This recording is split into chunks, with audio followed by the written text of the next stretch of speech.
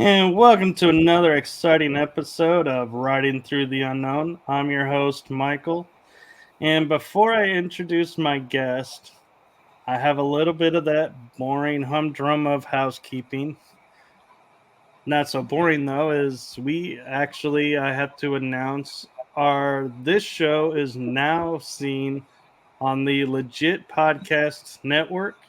So we are proud and blessed to be a part of a new home.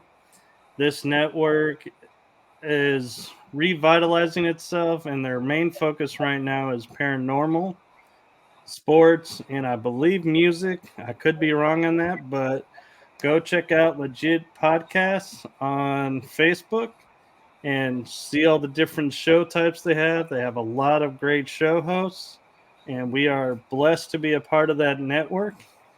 And with that being said, I also want to point out, with today being 9/11, we remember and have not forgotten what 9/11 really happened there, and that will never be silenced. And I am wearing a hat today for this show, and I may wear it on more shows, but when I bought it, it's a cap that says loyalty never fades, and proceeds went to the veterans and memorials for them. And so I thought that was a great way to honor the first responders. And so, with that being said, I have a special treat for you all tonight. I have a guest who I am so excited is going to be on the show, and so honored to have her on. I am not even going to attempt to cover what all she is involved with. I will let her introduce herself. So I'm going to turn it over to the one, the only, the honorable, blessed Dani Flitz. Thank you, Michael. If nobody in the audience knows, or if anybody doesn't know, excuse me, I was part or am part of the secret space program, MILAB, factions. I've been involved in it since I was a child and have been working probably, I don't know, realistically about 15 years on getting memories back and trying to figure out what was done to me as a child up until current. I've been probably involved in just about every faction there is, and that's not bragging rights. Just the way it is. I have memories. My memories are a little different than some of the others that are in the programs that speak publicly. I get chunks of stories, so I have bits and pieces of parts. And so you'll have to forgive me on not having just complete fluid memories of things. So, yeah, thank you for having me on. Yes, and thank you. And I'd like to piggyback on your statement of how memories are different. Is I have a partial memory, which I shared with you before, and haven't really had any since. But yeah, everyone's memories come back differently. So I find it interesting that you and I are both pieces instead of getting a whole. And I wonder if that has to do with something that we were talking about backstage before we started this. Probably so. Yeah, for sure. That's part of it. Part of my whenever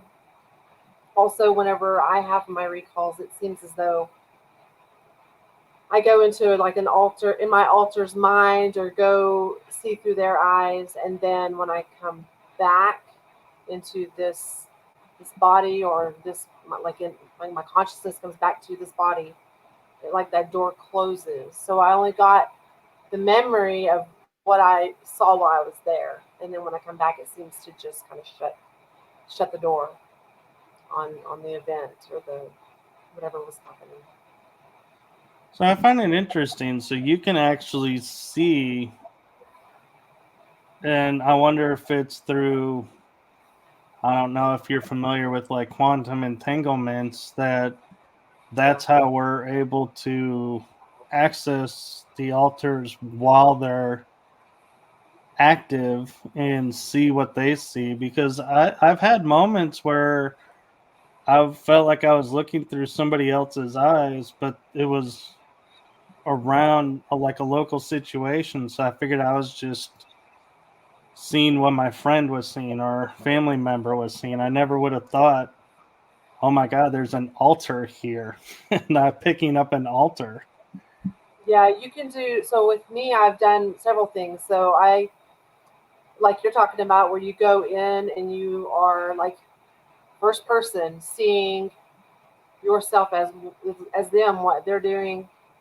I've also seen myself like remote viewing myself or my altar, remote viewing the situation, um, and and then also I've just gotten memories where it's a little different than remote, like remote viewing yourself or being first person.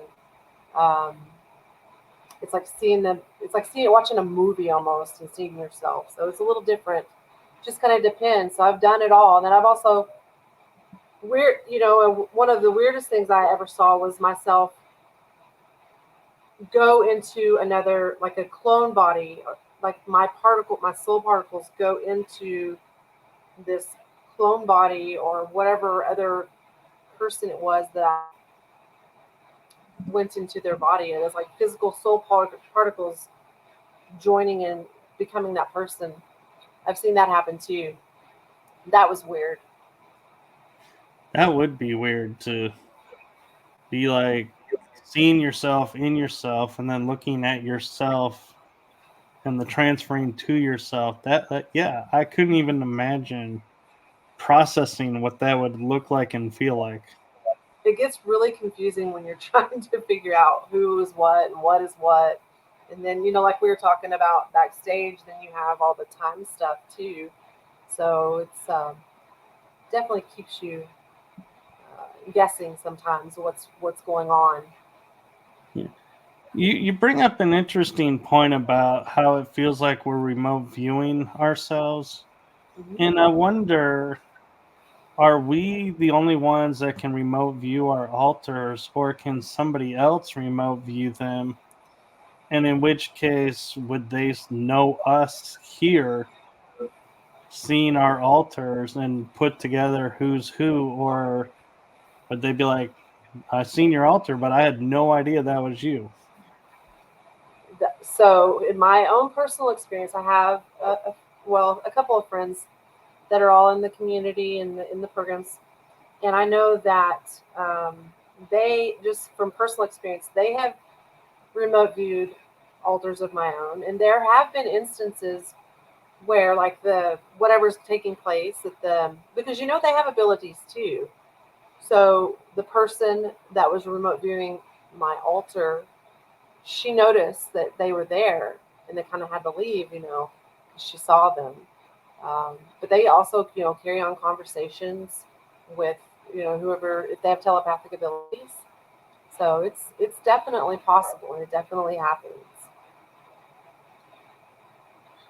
Wow. And I'm trying to fathom even how would you even remote view? Because to me, when I talk with people, they have a general idea of what they're looking for or an experience. They may not know like the exact location or the exact claim, but they have something to go on.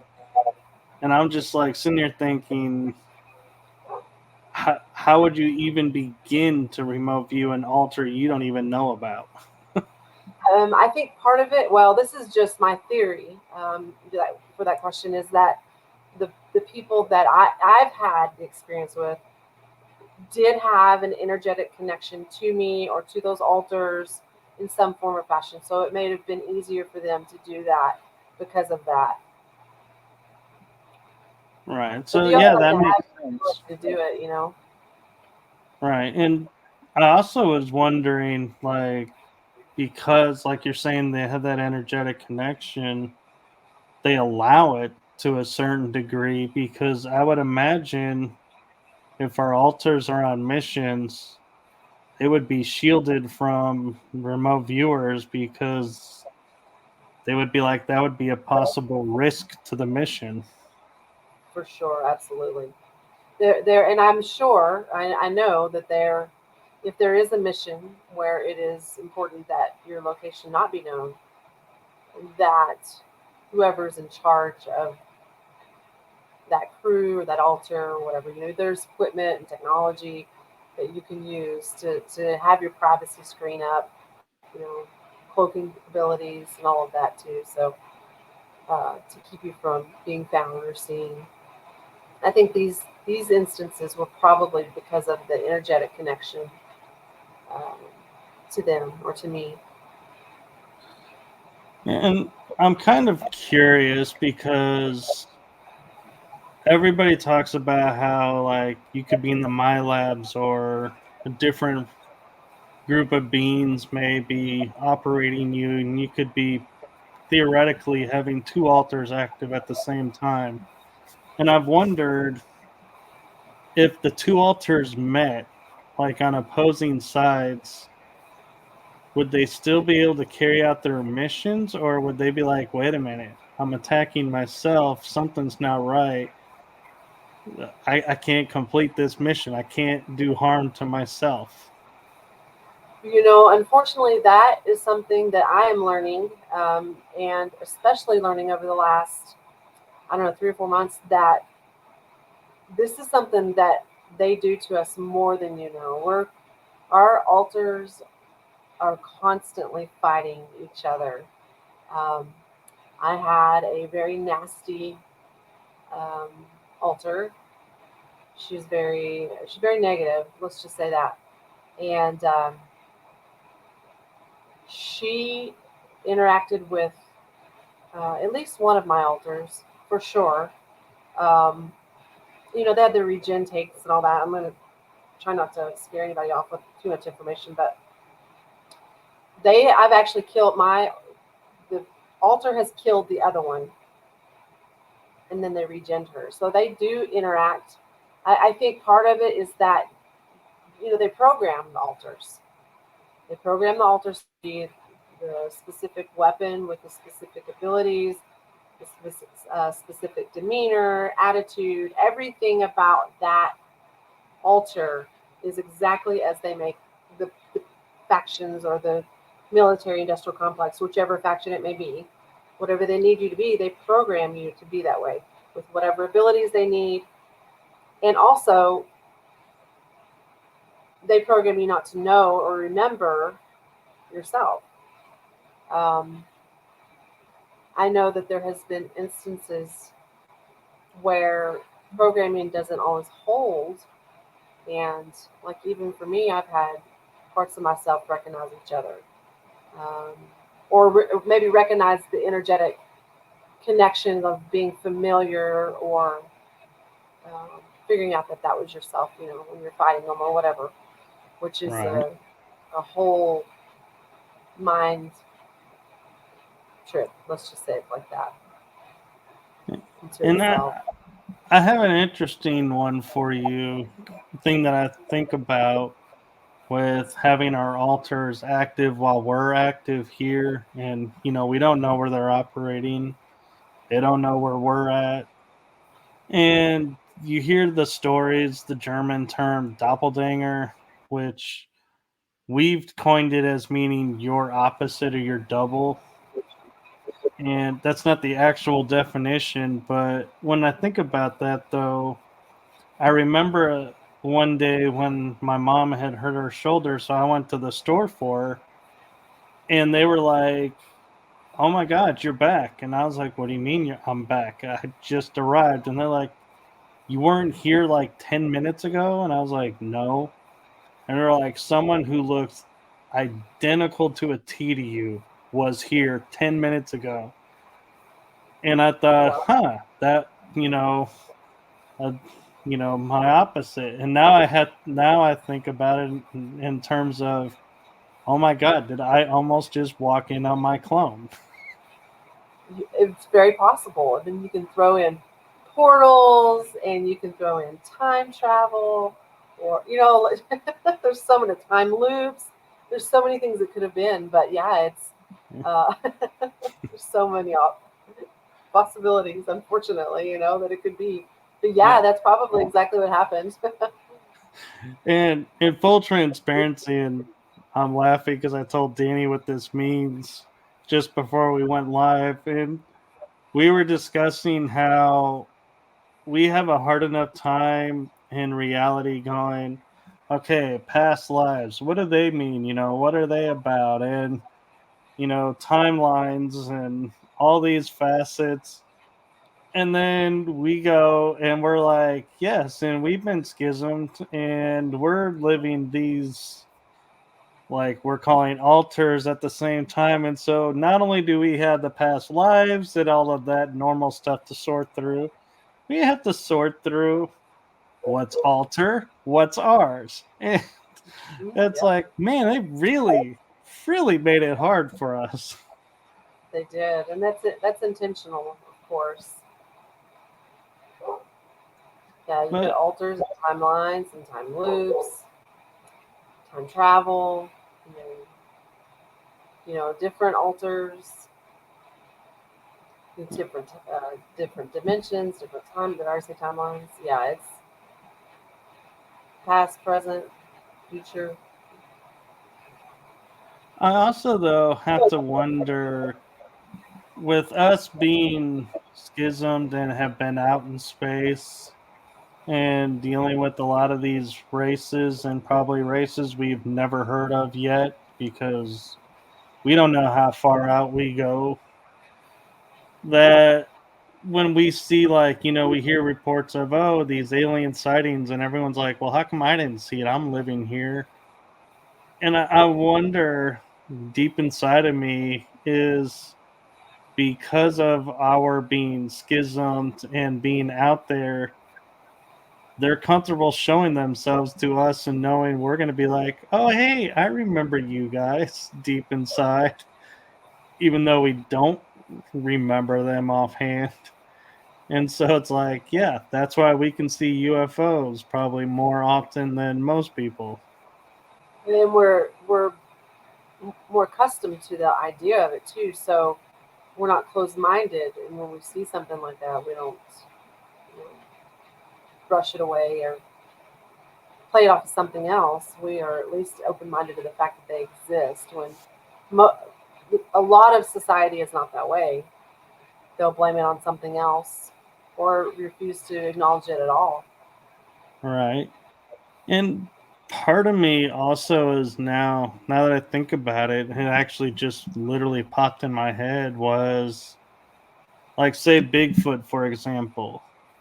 A lot of people like James Gilland, I don't know if you're familiar with him, talk about them as being these spiritual beings who sense, your intentions and everything, and are a race of beings that are just here out of love and everything, and they just don't show themselves to everybody because, they of maybe what's inside of you.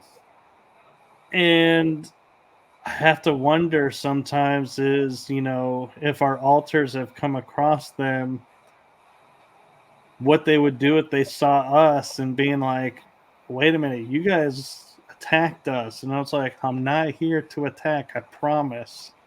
If they I would show actually themselves or not. I have a friend, a dear friend, who is very connected to the Sasquatch, and I guess you could even maybe consider that she's like an alter to him, um, but she communicates with us. I mean, they're all about love. Now, let's not. They will defend themselves, and I think that that's a whole can of worms that nobody wants to open up. But they are Yeah. very loving nature, very positive creatures. Uh, my knowledge of them and my interaction with the version of him that is connected with Sasquatch. So, um, Right. but you're right. I do probably hide because humans. Yeah. And so, Woo Riders DG, I am not saying Dani is my alter. She is a complete individual unto herself. We just have similar paths, and so we're just talking about those. So I just want to make that clear for you and everybody else that's watching is Dani is a real person who just is showing an avatar out of her own choice, and I respect that. And so I don't want anyone thinking that I'm talking to myself No, in he's not another talking. state. So I'm here. just thank you for asking that, though, because I would hate for someone to think that and go and say, oh, Michael was doing a show talking to his alter, and be like, no, I wasn't. I We have never an said alter. that. Yeah, we both do. That would be interesting, though, and I wonder what that would be like. But To God, interview your own alter. yeah, It would be interesting. I'm like, how would we even arrange that? Because I don't even think we have satellites strong enough to hold that. You'd have to get somebody in the clone here, that'd be in their clone here. Or, like you said, maybe some supersonic internet connection. Which I'm sure is out there, because Probably. so I'm kind of on the fence about Space Force, and do you feel like we operate with them and can choose to operate with them, or do you feel like Space Force is it's an entity to itself and will never use the programs? So this is my feeling on Space Force. So what I think Space Force is the drip of disclosure to the public regarding the like, let's say, Solar Warden. I think Space Force is basically it's the Navy. It's Space Navy, which would then be Solar Warden. So I do think it's just cover for Solar Warden. That's my thoughts on it. I think it's kind of a cover for the public, but really what it is a drip, slow drip of disclosure to get people used to the fact that space exists, that we need protection in space, that we have these guardians, which those of us that are in the secret space program already know that all of these things have existed for forever, and it's nothing new. So that's kind Right. of what I feel about it. And I feel like, to me, the ultimate disclosure moment would be is like something happens somewhere and a helicarrier just drops down, hovers above, and the jets that are supposedly brand new to Space Force are flying off of it. It'd be like, there you are, folks. There's Space Force. And then it just disappears right back up into space, and be like, man. And would be even funnier, though, to me, would be is like, you could say, oh, well, they just had one built, and be like, have like 30 of them drop down and spaced out somewhere, and be like, this is our normal coverage area. We're Yeah, here, I don't folks. know. Yeah, exactly. They have to know. I don't know. People are so blind and closed-minded to the reality of the situation. Especially if they're telling you something in the public eye, you have to realize that that's just a little tiny, tiny, small fraction of the reality of what's actually taking place. So, um, Yeah. I don't know. There's people would probably freak out. Yes, if the whole fleet came down. Especially if they did like the VTV show where this face appears underneath it. It says, "We come in peace. We're here to help you," and they're like, "Really here to harvest us?"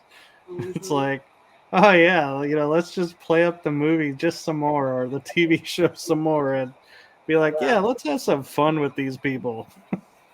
Yeah.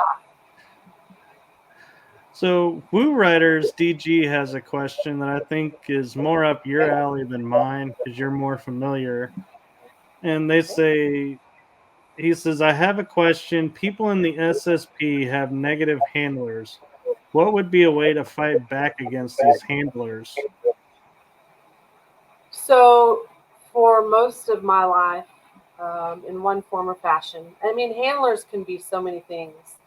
One of the hardest realities that I had to accept was that my whole life has been handled, from a grandmother, mom, and each one played a different role. Their role as a handler was different.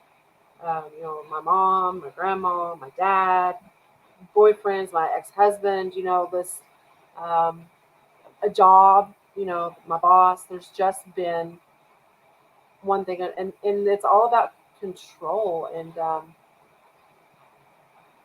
the first thing that I ever did to break free, I guess, if you want to call it that, was to acknowledge within myself and recognize the signs of what a handler is and what their role is in your life.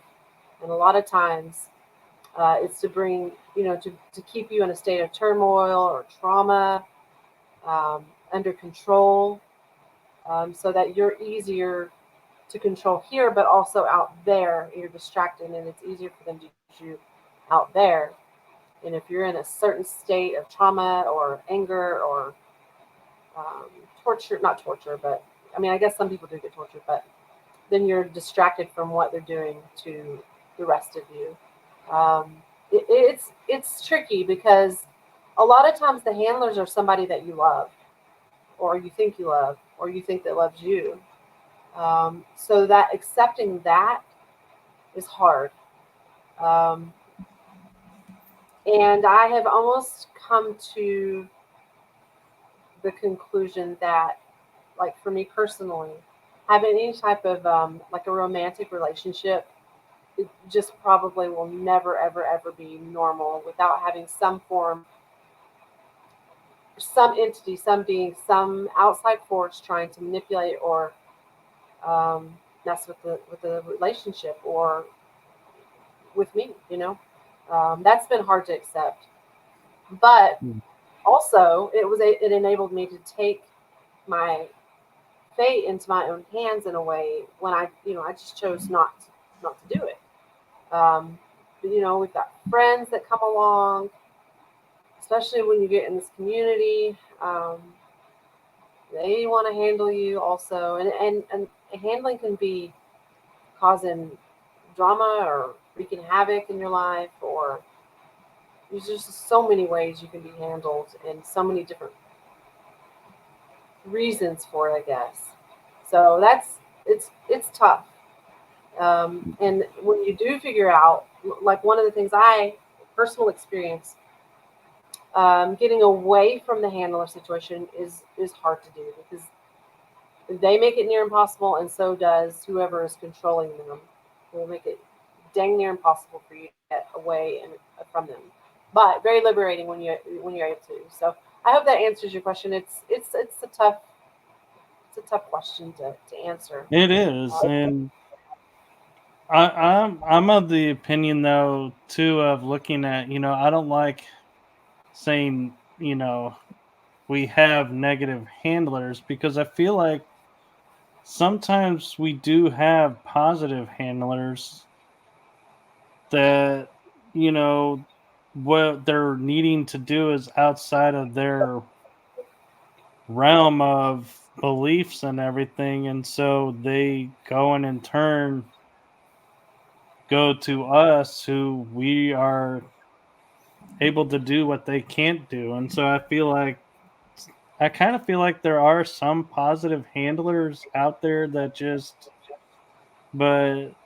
I do know there's a lot more probably negative ones than positive. So I think positive too is like an unconscious knowing, or they're like unconscious of their handler programming. Like with my mom, a lot of it was not like full on neglect, but a little bit of neglect, which I didn't realize until later in life. But she also, when I was a child, when I was exhibiting some abilities, she had her own abilities too, and so did her dad. My grandmother, which was her mother, had Mason background, and so she really handled them all. So my mother didn't want bad things to come for me, and I don't really know now because she's passed away how she knew that that was a possibility when I was that young. But she basically signed away my my abilities, like to whoever in the programs, out of fear because she thought she was protecting me, which then allowed them to use me. She didn't know that, so she basically signed me over, trying to protect me from the one thing, they ended up Right. using me Yeah. anyway. So And Iron Bear 78 has an interesting scenario. He says he has a recall. I say he. I apologize if you're not a he. I don't know, and so I'm just going with how it feels in my instincts. But it says I had recall where the old and younger super soldiers rebelled. Someone said we didn't need the old guys. Another soldier said, yes, we do. We need everyone. And I find this interesting because I had a feeling of, yes, the super soldiers are rebelling, a lot of them, and we are turning absolutely, the tide and turning right on here. our evil, so to speak, benefactors. What's your Yep. thoughts on that? Well, it's absolutely, you're correct. It started with us getting our memories back, and then taking control and getting like your alter out of the programs and reintegrating them back to you, and getting more of your abilities back. Or I say we as a community, there's many of us that are doing this. Um, the fact that we're all connecting and communicating. You see what's going on in the community now, and I don't really want to talk about this, but I just want to say one thing. Like when people start coming together, there's more power in this group than we are individually separated, which is what they've tried to do. So you can Right. see when everybody starts coming together, disclosure starts happening, then they throw a monkey wrench in the program and then start trying to create division and split within the community amongst everybody. That's why, because we are rebelling. We are rebelling against what they've done to us in the programs, and definitely coming together. So yes, I agree 100%. We do need everyone. Not everyone will. How do I say that? It's a consciousness war on top of that too. So we have to be diligent, do our due diligence for ourselves to make sure that we are able to be part of that and not Right. be And victims. I think that ties into what you and I were talking about. And again, I'm going to use the phrase full transparency because we were talking about this backstage before we came on. We would like to think that we can break free, and in breaking free, pick and choose, what missions we take on and what we do with our altars and our other states. And I feel like, if, like you're seeing, the rebellion, I feel like I kind of look at like the show Stargate. I don't know if you've seen that or heard of it. I've heard of it. For some reason, I never could get into it, and I can see why. It would probably trigger Right. memories. So it was programming on my part not to watch it so that it didn't trigger memories for me. But yeah, I've heard of it, but not watched too much of it. Well, what I'm bringing up actually fits what you're saying. Is they're saying that that's a historical timeline of what's going on. And one of the aspects that's interesting in there is it starts with one character named Teal'c, who then leads a whole race of people known as the Jaffa, who serve the parasitic lords who call themselves gods, and they do their bidding. And once he was awakened to the point that they're not the god, it fed into their culture, and they started rebelling, and the parasitic beings ended up falling and couldn't maintain their power. And it was this great rebellion, and even in the rebellion there was a schism between factions of, well, since they don't have the power, we want the power. And they're like, another faction's like, no, we want the peace. We want to choose our own path. We don't want another dictatorship kind of system. And I feel like what Iron Bear is talking about and what we're talking about is the same thing. It's like we're watching it unfold again, where we're rebelling and the overlords are going to fall because their guardian forces, that slave force, is no longer there. And yeah, there's unfortunately schisms that goes along the way, but in the end, I hope and pray we don't trade like Mel Gibson's character in The Patriot said. I don't want to trade one tyrant 3,000 miles away for 1,000 tyrants 1 mile away. Kind of example of, I don't want to trade one for the other. Exactly. Yeah. It's they're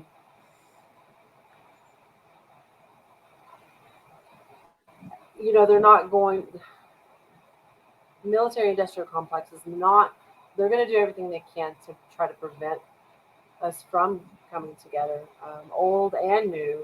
Um, it's going to take everyone for sure, for certain. Oh yeah. And I feel like it's one of those that, like, we don't need everyone up front. That I feel like it's going to be like they showed in Stargate, where a few lead the rebellion and then more start to follow because they realize, oh my god, we can break free, we can be who we want to be, who we truly were meant to be. And yeah, and I find it interesting. Iron Bear 78 says, I saw a bunch of storage containers full of weapons. Well, how do I say this? There are parts of us, especially those of us that maybe have, let's just say, a rogue alter or a rogue version of ourselves. They're all working together. So they're probably, if it gets to that point where we're all coming together because we are rebelling and we have to fight we have to fight. Um, I know that likely chance that we've taken care of some, how do I say this? We've done what we can to make sure that we are fully equipped to be able to fight. Let's just say that. To survive. To survive, yep. Um, But to me, I find it interesting to be containers full of weapons, because I know, and in my mind, I know, there are some factions of super soldiers that are psionic, some that are, actual just soldiers. They don't have psionics. mhm. But I feel like we, as being through the programs, I feel like the Matrix part of life would kick in, and we could like call up somebody and be like, "Hey, um, we're going to the front lines here, and psionics would totally help." And be like, "Okay, downloading psionics," because everything's downloaded into us. So I feel like, would we really need weapons? I think because we would have our nano suits. We would It have depends our. on who, what, where the fight is. Because if it's here on Earth, and let's just say, the world goes crazy, and let's just say the U.S. gets invaded, and we're having to fight here, likely chance that there's going to be people that are in the programs get activated. So in that case, if you're here and you're in this body versus, being in a clone body with, like they do with the altars, then you may, that would be when the weapons would come into handy. Now, that's not to say that maybe we have, there's probably, versions of us out there that are clone bodies that are upgraded also that we could bring in, like you're talking about. But like Iron Bear with the weapons and stuff, that would be more probably realistic.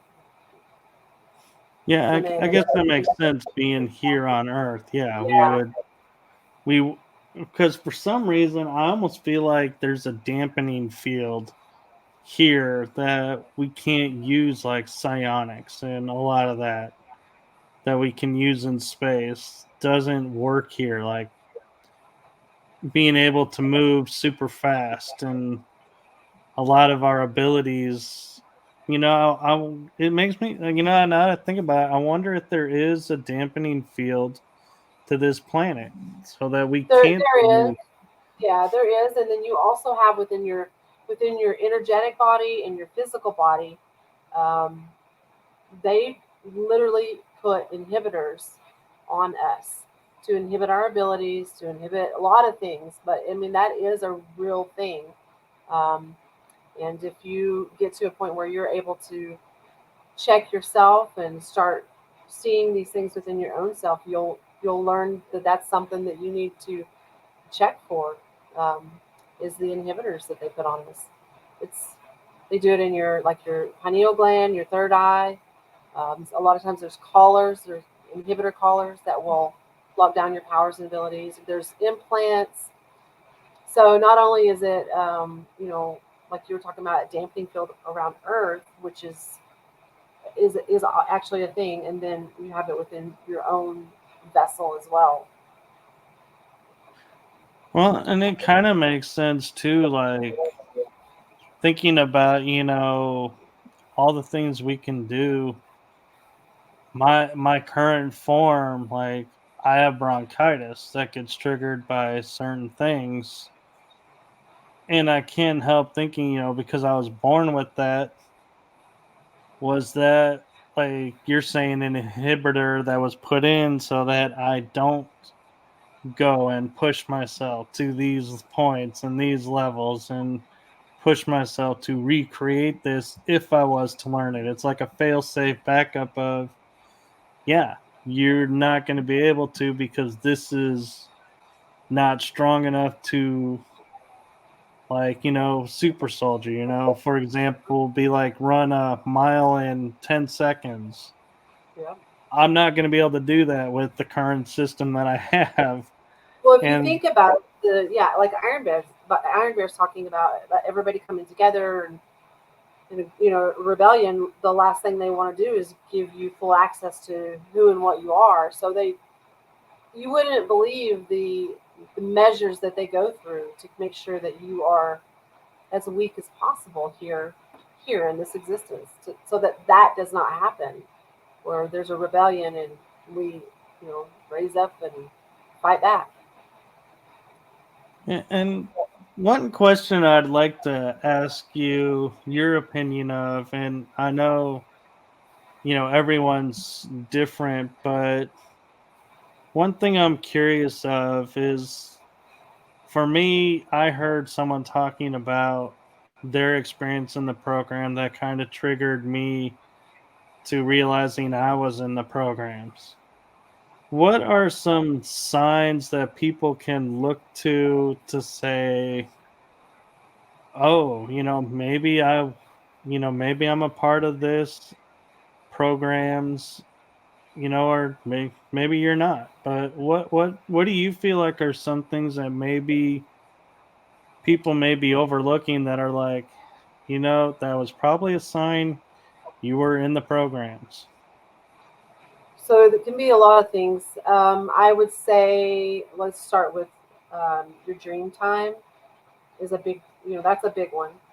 Um, because a lot of times you have dreams, but there's a lot of times that you're in your dream state and you are in your subconscious, or you are in another reality, but it is happening while you're asleep, so it seems like a dream. So that would be my first thing, is what happens when you're asleep. Um, Scars, waking up with any type of, I don't know, I've woken up so many different things on my body with no explanation, that weren't there, that I didn't, cause that. But also, there's a lot of people that have mental issues that are in the programs. In fact, that's a probably one of the biggest factors, I think, that would be easy to recognize, is if your anxiety, stress, even maybe not schizophrenic, but that depressed, um, because this stuff does take a toll on our mental state. And if you don't have any explanation or memory, then it can drive you mad. So that's another thing, is your mental capacity. A lot of people get mixed up in drugs and stuff because they don't really understand where their pain is coming from, or their anxiety, or their stress, PTSD. That's another thing. Um, if you're, I don't want to say this is like, for sure, if you take an interest in, let's say, space movies or shows, or some of these movies that are out like Marvel, and a lot of times that may kind of trigger you into remembering something. Not everybody that watches a movie, okay, let me disclaimer, not everybody that watches a Marvel movie is in the programs, but you know what I mean. Right. Sometimes these things trigger memories. So I mean, those are some things I would say. Um, I was on a trip recently, um, in Florida, and there was a homeless man at this store that we stopped at.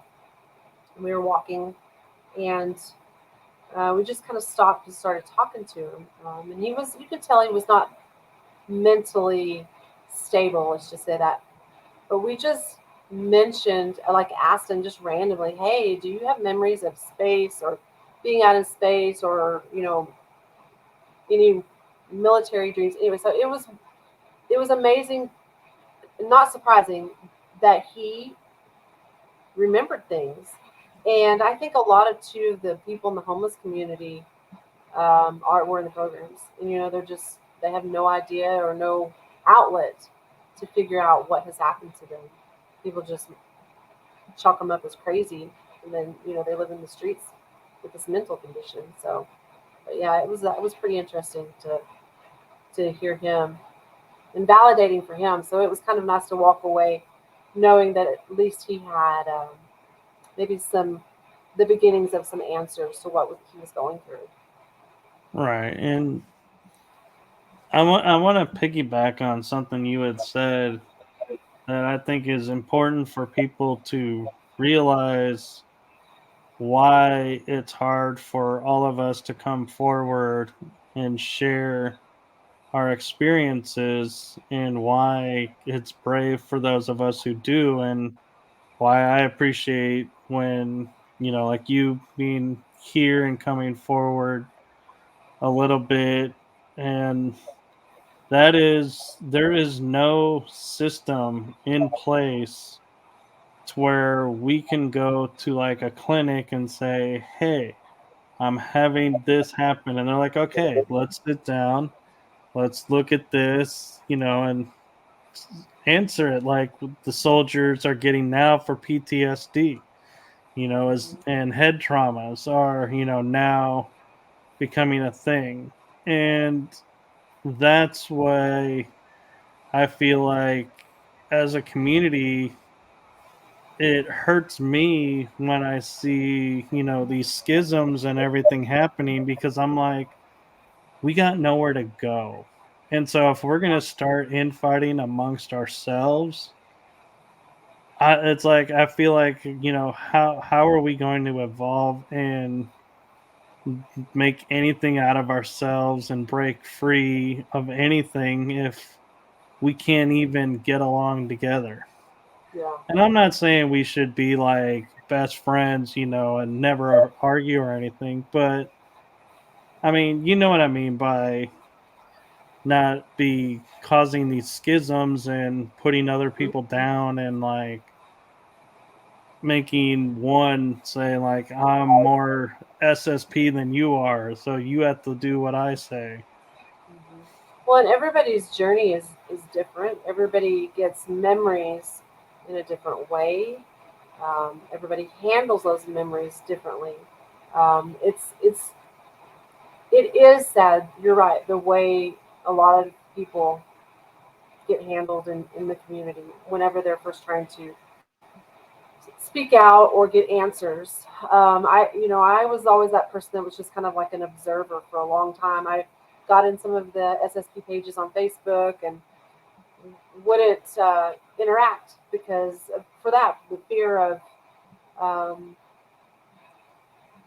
being shunned, I guess, but also, I didn't have a lot of confidence in my memories, and a lot of people are looking for validation on what they're remembering, and that's hard to come by when in, when you're first getting memories and you're first trying to figure things out. For me, in my experience, and I know a lot of people have gone through this, the programming that is installed into you really kicks in, and every turn you're left with doubt or somebody saying, "Oh no, you're not this or that didn't happen."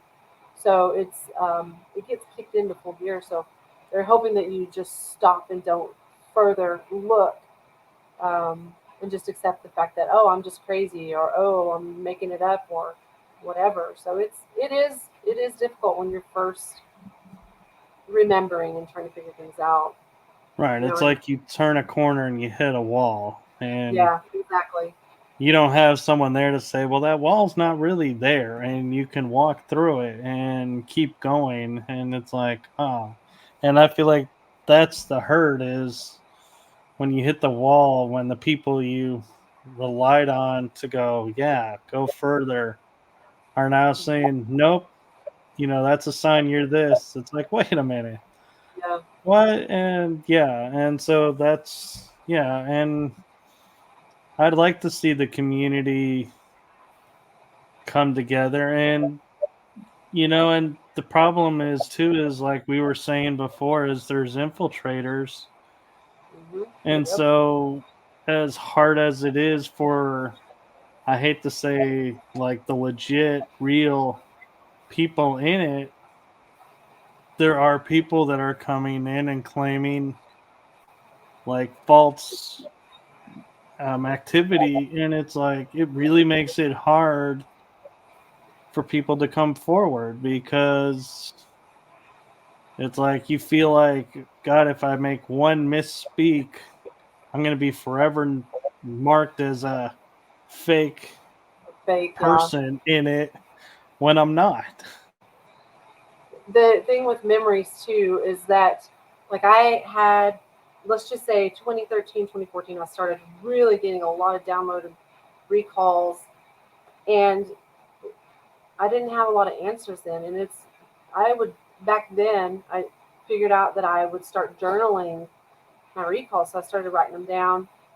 The great thing about that is that when I started connecting to people that I remembered, that remembered me, and we started talking about our experiences and our memories, those memories that I had written down, sometimes 5 years ago, they start to come full circle, and then there's a puzzle piece that I didn't have before that now I have. So memories and recalls, because a lot of times you don't have the full picture, the full story. Sometimes you're programmed not to remember it right. There's cover memories, you know, so you don't remember what happened. Um, they change over time when you start getting more of the picture, the bigger picture of the story comes through. I mean, your memories can change, and that's normal. So it does make it hard whenever you have legit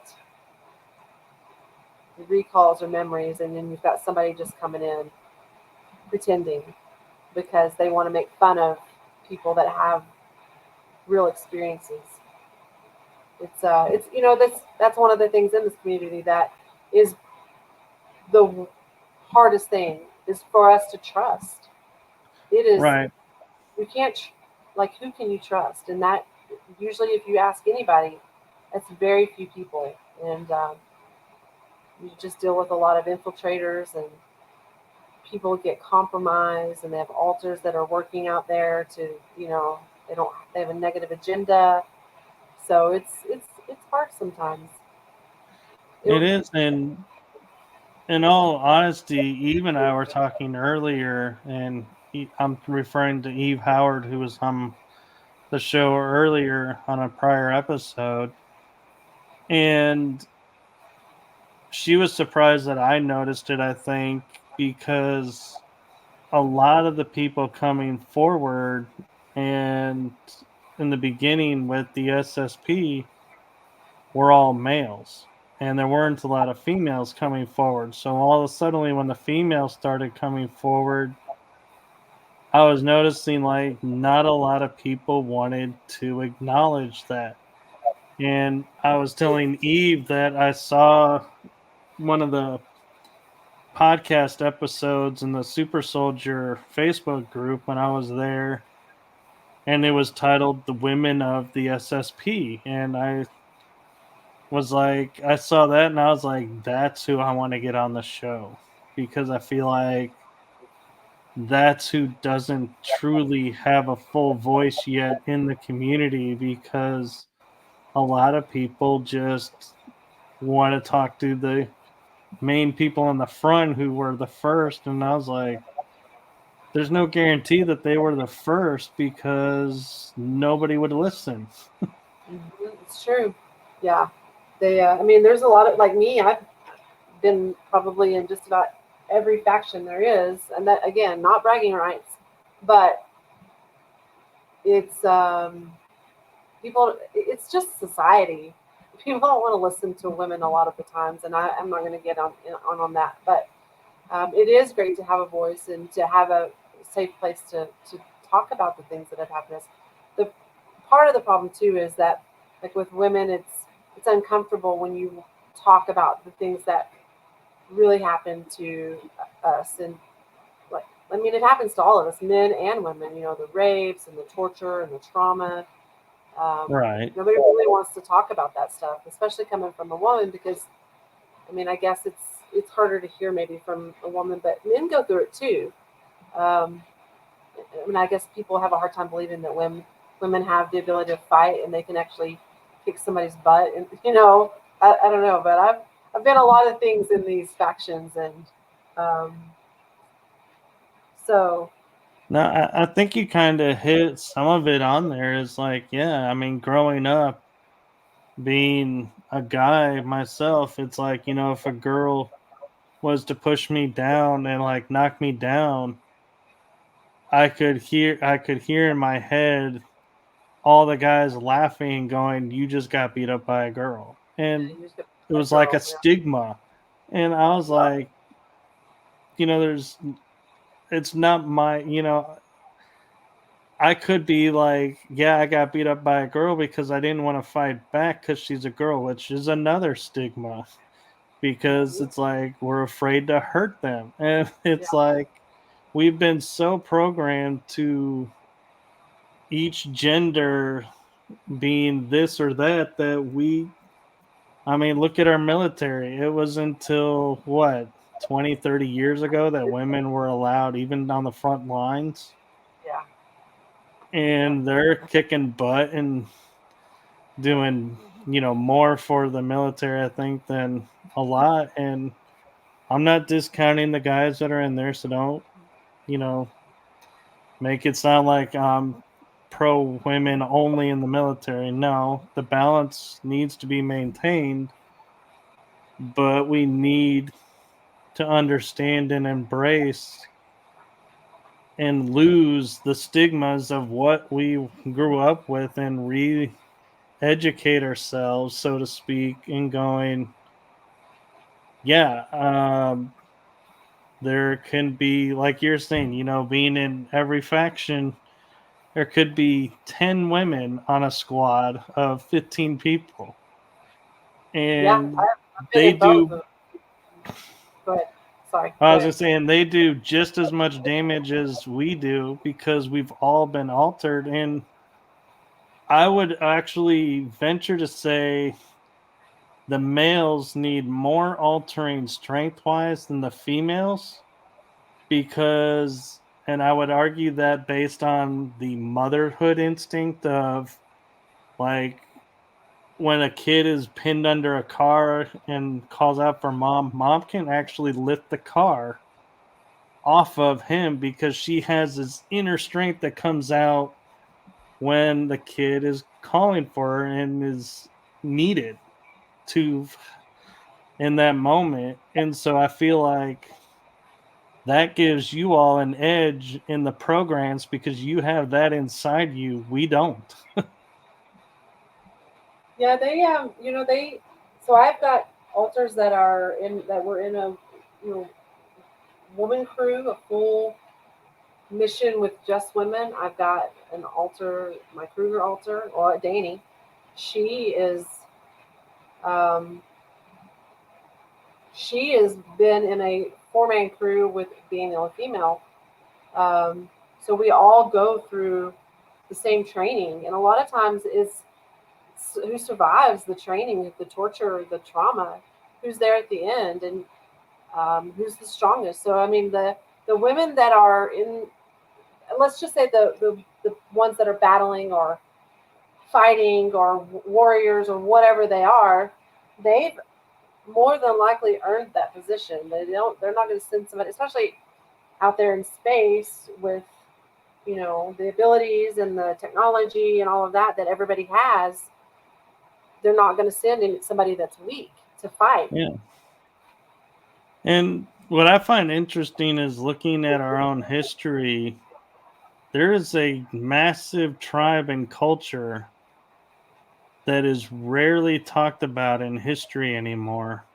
In the ancient times, and I don't know how much of a historian you are, Dani, so you may or may not know where I'm going with this, but everybody goes, yeah, the Spartans were feared, the Macedonians were feared, the Persians were feared, and they're like all these mixed gender male warrior, groups, but there was one group that was feared actually, I think, above all of those, and that was the Amazons.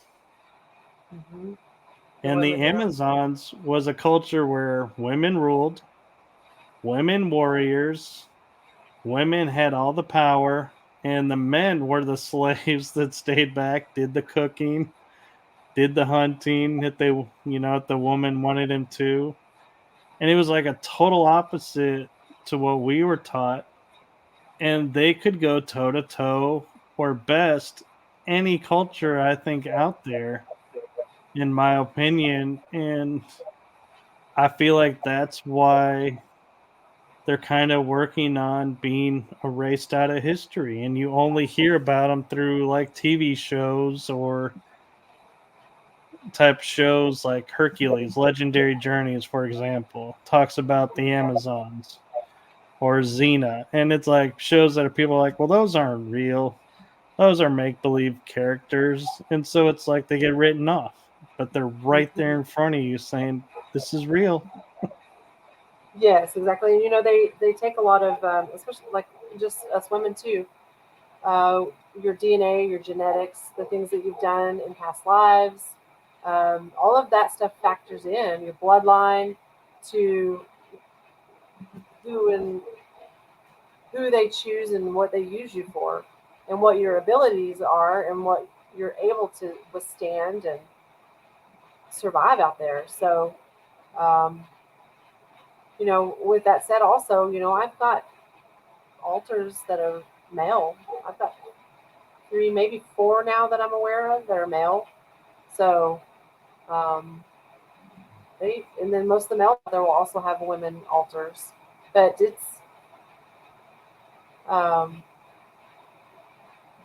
It's just when you start getting DNA augmented, you get implants, you get technology added, and then of course the training and all of that. It kind of levels the playing field in ways.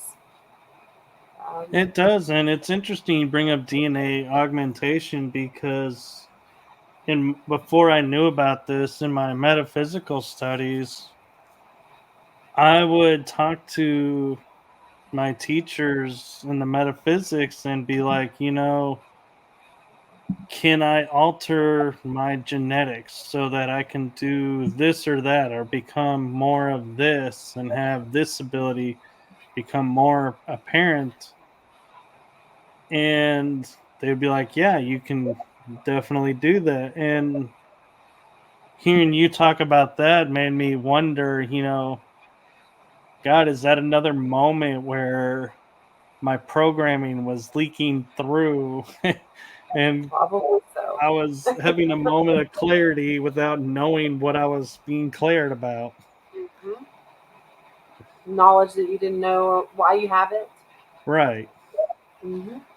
I mean, because like who would sit there in a room full of people and go, yeah, I'd like to have the ability to alter my DNA. Where would that come from? Unless you're watching a lot of space shows, sci-fi shows. Right. And talking about sci-fi shows and movies, I know we're over the hour and I don't know if you need to go or not, Yeah, but pretty quick. But I have it a little bit long. It's fine. okay. The movie Tron Evolution, did you see that one? I've not seen. Is that the old one or the new one? That's the That's the old new one, isn't it? one. Or the new one? I The try. second Okay, so one. yeah, this is the and more programming on my part. I tried to watch it and I just could not. I couldn't do it. Couldn't stick Well, with it.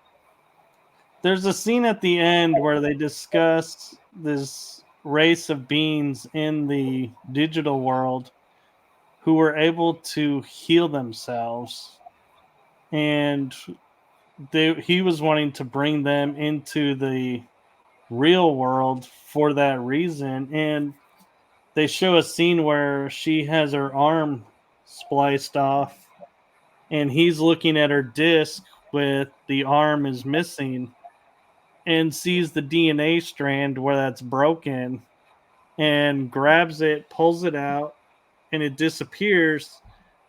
And a new DNA strand appears, and it goes, okay. He goes, yeah, give her about, I think it's like 13 hours or something like that. I forget how long it was. But her arm just sat there and just slowly regenerated. And I can't help wondering, if that's another one of those abilities that we have in the programs that's being blocked because how could you explain to someone losing a limb and then the next day shows up and goes, oh, it's okay, I got a new one, we're good, where do They you need me today? so you can do, if you imagine, they could do a couple of things with that. I mean, aside from the regen tank, you also, if you have DNA, they do the chimera splicing with your DNA too. So if they put reptilian or Draco DNA in you, then that is absolutely a possibility that you could regenerate and grow your own parts back because of the reptilian DNA. Which kind of makes me wonder, the starfish, are those reptilian like leftovers, remnants here on the planet? Because I know in studying in science that if you sever something off of a starfish, it regenerates it. Maybe it's the sea reptilian. But so I'm gonna go ahead and call it here because I want to respect that your time is valuable as well. And so I appreciate you coming on. Yes, thank you for having me. This has been actually a really nice conversation. Thank you very much. Well, I'm glad to hear that, and that means a lot, actually. And that's something that'll remain between me and you. Why I say that, Yes, I get it. but so one thing, if you don't mind, real quick, is what with all that you have gone through and where you're at today, what would be a golden nugget that you would want to leave someone who maybe just becoming aware of, or maybe thinking about coming out and declaring, their roles, or, or maybe just curious about the programs themselves? But what would be a golden nugget that you would like to leave the audience? So, probably the one thing that I even said this to you, the one thing I would suggest is that if you feel in your gut there's something more to what you are feeling or knowing or remembering, stick with it. Don't let anybody tell you that you're not part of something, because that was one thing that happened to me. So I had, you know, just the will, and didn't accept no for an answer until I finally started to break some of my own programming and was able to start getting my memories and answers. So that's what I say. If you feel something in your gut, stick with it. Don't let anybody tell you no or discourage you. Um, one of the things that helped me, and I'm just gonna plug somebody really quick. One of the people that I trust and has helped me tremendously. Um, if anybody is looking for something like this, was I did a session. I've done many sessions, but with Stephen Popiotek. He's kind of who helped me open the gates to getting powers back and abilities, and then doing a lot of the things that have been done. So it's an ongoing process, but that was a big door opener for me. So that's something I would look into. And people don't know who you can trust, and that is a big thing. There's a lot of, not everybody has your best interest out there. In fact, a lot of people don't. So that's the hard part, is finding somebody that you can trust to allow to connect to you and at least help you undo some things so that you are able to figure stuff out. So that's what I would say. I like it, and that's a really good point. So I, you know, I'm gonna say to everyone that's watching, wherever you are in the world, my usual ending is, I'm gonna tweak it a little bit. So, let's see if I can pull this off, or what's gonna come of it. We'll see. So, wherever you are in the world, make it a beautiful day, night, afternoon. If you're asleep, kudos to you, because a lot of us are wishing we could do that. And so I think, as Danny pointed out, when you're experiencing something, do your own research into it. Don't blindly trust people around you. Find someone who you feel resonates with you and you feel has your best interest at heart. If you need help, reach out and find that person. Don't try and be the hero and do it all yourself, because I can tell you my experience, I would be lost in this world of discovering what I'm discovering without friends. And so definitely do your own research, find what resonates with you, find your own truth, and find the people that will support you and build that community up. And hopefully, that community, if you're in the program, leads to people like Danny and I, who are here and we know people that may be able to help, and Yeah. others. And if not, you know, we're not going to discount you. We're going to embrace you and accept you from where you're at. And so with that, I'm going to say good night, everyone, and happy remembrance of 9/11 Day. Yes. Good night, everyone. Good night.